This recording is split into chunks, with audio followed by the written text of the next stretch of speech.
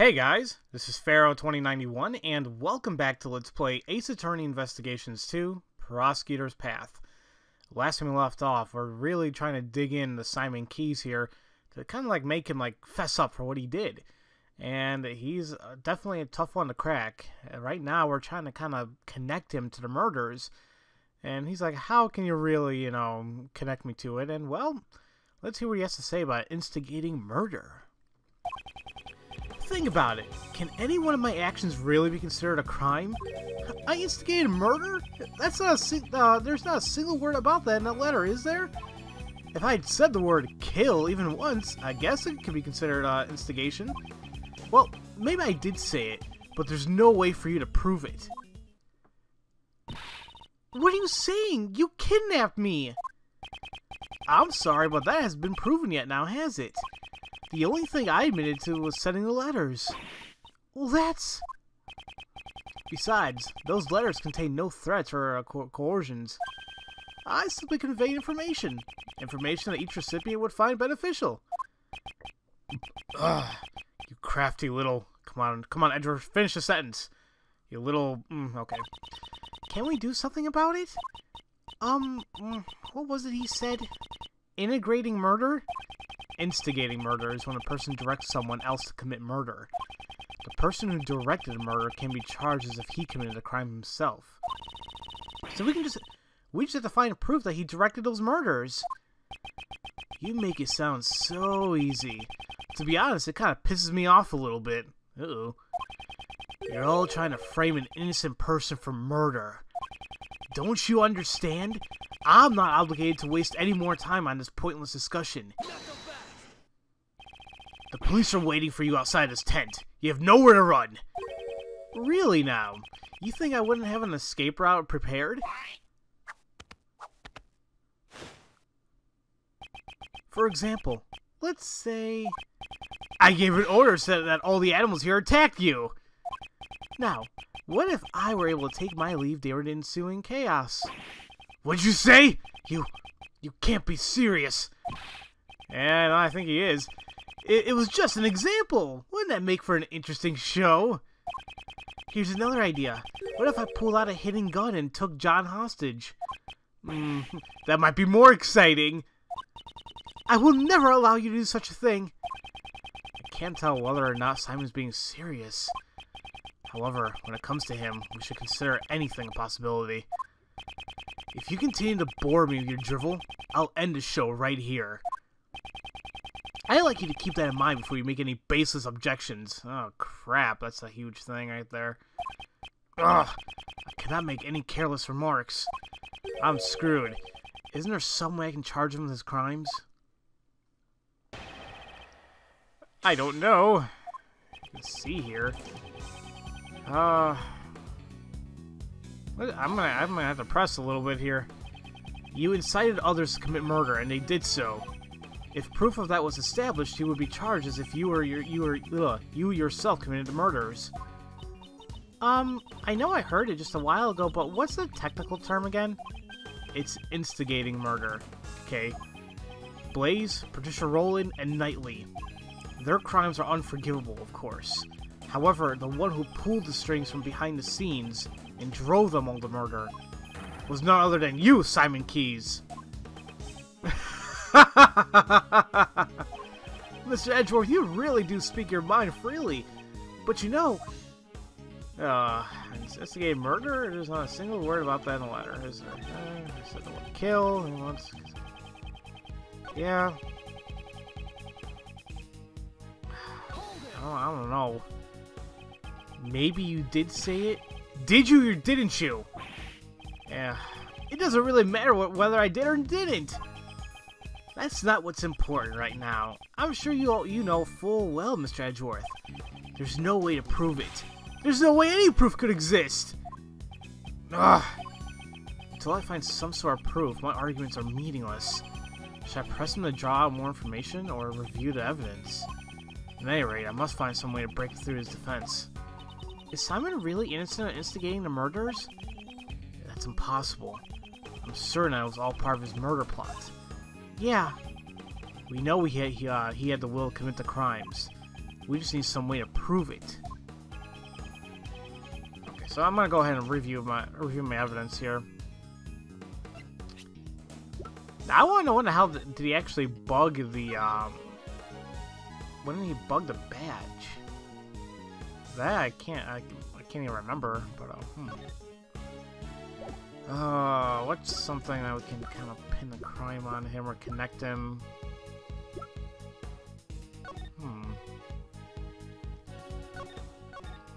You know what? Let's think about what he could have possibly done. And that would be the this balloon, right? Small hot air balloon used for advertising. Some cases in charge of it, placed in a truck, which we know that was outside. And we know that from whose thing is it? Or her tape recorder. Recording of what was intercepted from the bug that was planted on K. And this tape recorder, what Nicole thought was Mozilla spewing fire, was actually the hot air balloon. So I think this would actually kind of like, you know, say like would prove it in a sense, I would think. 'Cause that's the only way I can kind of think of connecting him, because like, why was that hot air balloon even used at that time? Seems like I'm right, yep. It's my firm conviction that you instigated the murders. After all, you told me so yourself. Perhaps I should let you in on this, Mr. Edgeworth. Actually, I was the one who ordered Blaze. Oh, that is true. What? Did I say that? I really don't remember. See, I was kind of thinking about it differently. I don't know why I thought, like, you know, the sound of the hot air balloon could have done something, but I guess it was... Actually, it was intercepted by a bug, so she could have heard it on that as well, I guess. Yeah. At least I think so. I'm not thinking clearly, guys. You may think you can deceive us as much as you want, but unfortunately for you... Unfortunately... You used a bug to eavesdrop on our conversations. But there was someone else who wiretapped that bug of yours and recorded the whole thing. It was recorded? In other words, the conversation between you and the clown is recorded on that tape?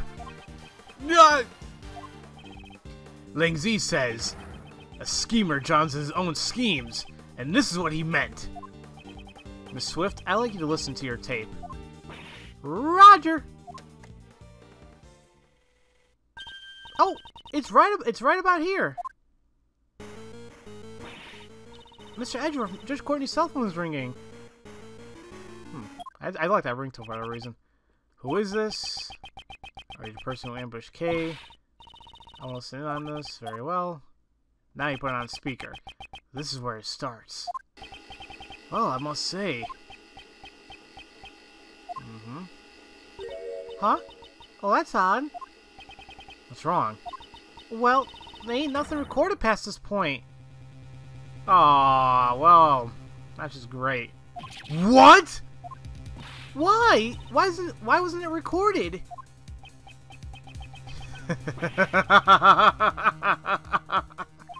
Oh, too bad. So sad. Did you really think I'd leave behind any incriminating evidence? The bug I planted has a special feature. It can be turned on and off with a remote control. What? That sort of thing exists? Certainly, remote control listening devices do exist. However, are you saying you switched off the other device so that your own voice would not be recorded? Precisely! Impossible! You couldn't have done that unless you knew you were being recorded. Isn't it obvious I knew? I guess you just don't get it. You could call it a hunch. I had a feeling I was being wiretapped. Miss Swift, was it? I figured things out because you knew about the kidnapping. Oh, don't tell me. You were listening in on that conversation? Well, that's right. Though, come to think of it, I'm surprised you didn't realize it until now. Some genius prosecutor you turned out to be, Mr. Edgeworth. Ugh. Oh my, and what was the end result of all this? Oh, since you don't have any proof of the instigation charges, it's game over. Ugh. Mr. Prosecutor, was my recording no help to you at all? Ain't there something? Anything at all in my recording? Swift. Kay. Yes? The bug was planted in your badge, right? Do you have any ideas? How do you expect me to come up with an answer right off the top of my head? You were the only one who came into contact with the culprit. How unsightly. You're all fussing over useless evidence. Let's move on to the next topic. Next! What's this? He seems a bit eager to change the topic of conversation. You were the only one who came in contact with the culprit. Yeah, flashback of 10 seconds ago. Only Kay came in contact with Simon? If any sound was recorded at the time she was with the culprit. Miss Swift, how long have you been recording? Oh, since 2 nights ago, I reckon. Since 2 nights ago? Well, in that case, when could a conversation with Simon possibly have been recorded? Well, wouldn't it be 2 nights ago? Because wasn't that the time when she got kidnapped by him and everything? I think so. Could be really wrong there, but no, wait, that sounds right. Yes, I think it'll be 2 nights ago. 2 nights ago, Simon brought Kay to the roof. If we listen to the recording from that time frame, Miss Swift, please let's listen to the recording from 2 nights ago. Huh? Oh, okie dokie.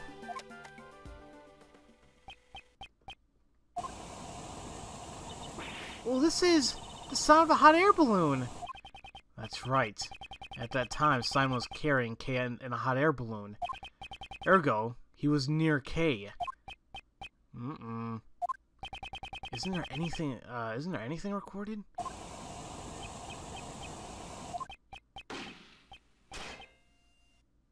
Sound like a gunshot and it sounded like something got hit with a pan? Something metal hit, but... Hey... I think I know what it was. Oh! That was... Gunshot!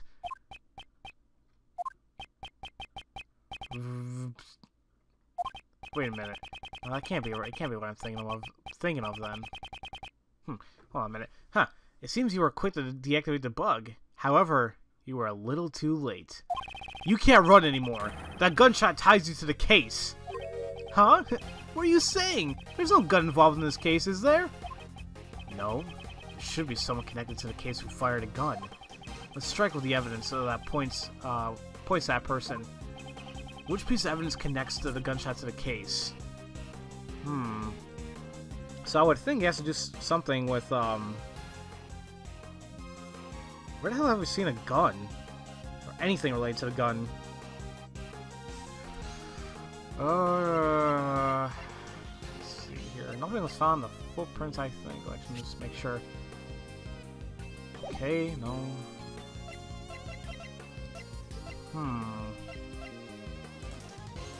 Trying to think. Wait a minute. His right hand, wasn't it? Let's check the thing here. Oh yeah, gunpowder residue was found on his right hand. That was the only instance where we found anything relating to a gun here, so that has to be it.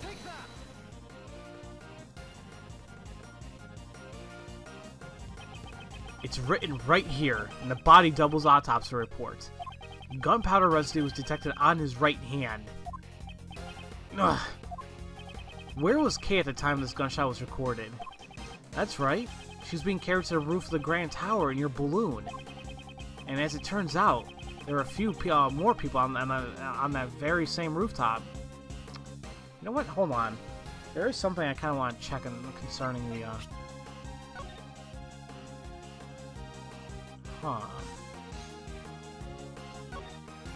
Okay. Okay, let's see here. You mean the double and me? Oh, certainly. After we talked for a brief moment, the body double noticed something and had me to leave before him. Now, what if the gunshot rang out after that? We can clearly hear it from the recording. I doubt that you would have noticed it. Did you intend to feign ignorance until the very end? Well, that's nothing more than mere conjecture. What we heard on the recording was not just a gunshot. sounds like something hitting metal. And I guess I'll say, the only thing I can think of is the dent made. However, the time frame isn't making sense to me.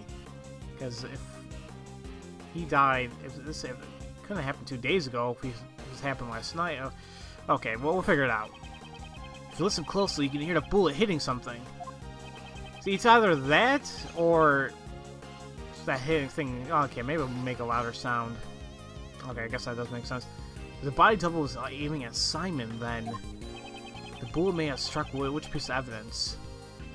And since there's only one place it can actually be, and that will be right in the balloon. The body double likely fired a gun at the balloon. If we assume that the bullet hit something, it would have been the balloon's basket.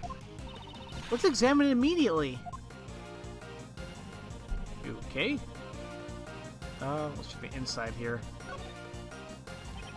There's a gas tank here. It's attached to the basket. Okay, I can already see where the fire is going to come into play here. I don't think we would be looking at this tank right now if a bullet had hit it. In fact, neither Simon or I would still be alive. We would have been blown sky high. Let's look elsewhere then. Okay. Look at that. This hole. It's a bullet hole. A bullet hole was found in the basket. You won't be able to talk your way out of this one. Sweet. Yeah! How do you intend to explain the gunshot and bullet hole? So you figured it out. You're good. I guess it's impossible to hide anything from you. Spit it out already! Okay, no need to be impatient. Alright. What do you have to say? About 2 nights ago. It happened when I was riding the balloon to the rooftop. I saw the body double in you, Miss Courtney, on the roof. Talk about a surprise. Only the double noticed me. He told Miss Courtney to leave ahead of him. Somehow I find it difficult for her not to notice the hot air balloon, but you know, whatever. He then pointed a gun at me and fired. Why did he want to shoot down a balloon? It's simple. The body double had intended to kill Miss Courtney. Kill me? Well, that's right. You talked to the double about John, didn't you? Well, it's not like the body double would have met with you otherwise. From his point of view, it was like showing him evidence that he was a fake. You mean he was afraid of Judge Courtney because she knew about John's past? Afraid? That's exactly right. That body double's a coward, after all. I even remember how his hands were trembling when he fired a gun at my balloon. Are we all clear now? I was only there by chance. Just a friendly witness who was passing by. We really wouldn't call it friendly, but, I don't know. I don't know. Do I want to continue with this or not? This might be a while. You know, I'll continue. Longer episode. Happened when I was riding. Okay, I saw the body double and you, Miss Courtney, on the roof. Talk about surprise. Only a double knows it. Okay, that one I just find out. I just want to know how she didn't see him, but I probably won't figure that out. He had her leave ahead of time? Didn't you say the body double had planned to kill her? Maybe he thought it would be bad if someone saw the scene of the murder.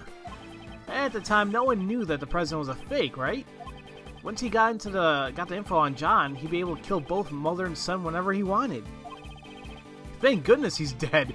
Now you're both safe. You should be happy. Whatever emotions you have towards that man, please put them aside until it's all over. For now, please continue your story. As you wish. And so that cowardly body double must have panicked when an eyewitness suddenly appeared from the skies. He then pointed a gun at me and fired. Just press on that, I don't know. The bullet struck the balloon basket cleanly. I panicked and quickly tried to get away so he wouldn't shoot me down, but talk about a close call. You say you tried to get away from right then. That's right. Is there a problem? Is there a problem with the statement? I guess. Why the hell not? You must have placed K in a rooftop.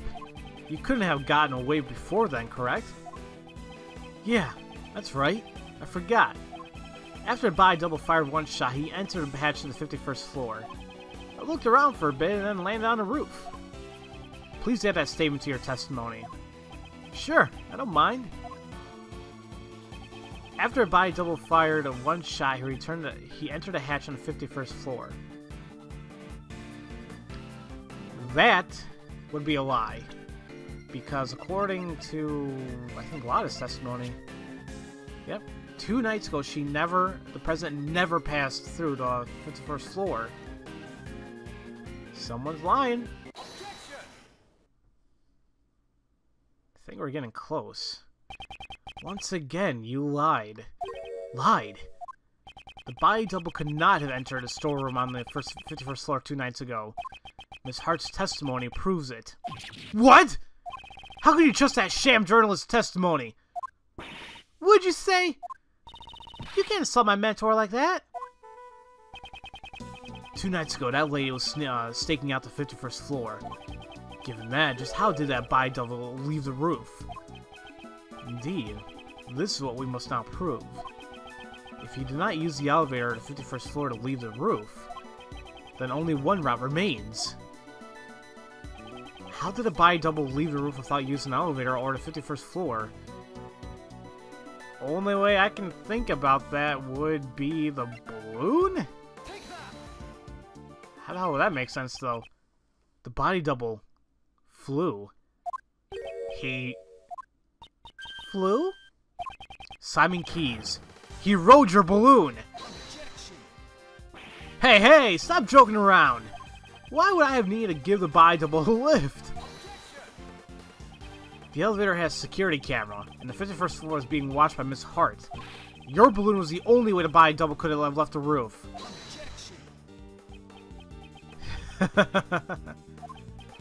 At the circus, we often perform dangerous stunts in order to surprise the audience. You think you've got me cornered? Sorry, but the show ends here. What?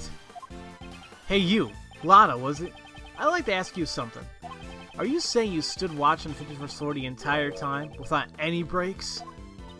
Well, reckon course, they ain't no mistakes in my testimony. Really now? But didn't the sound of Mr. Edgeworth's assistant falling into the storeroom cause you to faint? Yeah, she dozed off a little because she got scared because of the sound. Crap. This isn't good now. What's your point? Nobody's perfect. Look at her, Mr. Edgeworth. That's the kind of person you're relying on. Kay fell into the storeroom after body double had left the roof. In that case, I have a theory on how things happened. After that cowardly body double fired shot at me, he went and hid in the shadows until Kay fell into the storeroom. What? So what if he was hiding? Good grief, you guys still haven't noticed. What if the body double stayed hidden until Lada had fainted? And then he went down to the 51st floor? That can't be! Precisely. The locked drew mystery on the roof has been unlocked. Gah! Gah! He even said it in my voice. Gah! Gah! Well, seriously, how's he doing there? Is he like, kind of like mid-laughing there? Okay. But wait! There's more! I told the hidden body double about John Marsh. That's why he attacked John the next day during the practice, but got himself killed instead. In other words, the one who murdered the whole body double was none other than John! John had no motive to kill the body double. He knew. He knew he was the real president's son. And how would he have known that? Because I told him so. In a letter. What did you say? That is a lie. Yep, it's all a lie. Huh? But then again, maybe not. Maybe I really did tell him. Right, John? It's true that I caused Muzella's head to fall. But I didn't know about my dad until today. I'm not lying. Oh, really? I wonder about that. I found out about the head falling thanks to the bug. Now, if you were the one who caused it to fall, then the biodoble was crushed to death. Ugh. That settles it. You're the culprit. You successfully carried out your revenge. Congratulations! All the pieces of the puzzle are now in place. As Mr. Edger would say, the logic fits. Now then, any rebuttals? Freaking A. Okay, I guess I'll end the episode here. In the next episode, we'll hear what he has to say about the murder of the double, and just take it from there. He's definitely a slippery one. I feel like we're getting there. So, as usual, thank you all for watching, and I'll see you guys next time for Let's Play Ace Attorney Investigations 2, Prosecutor's Path. I'll see you guys later.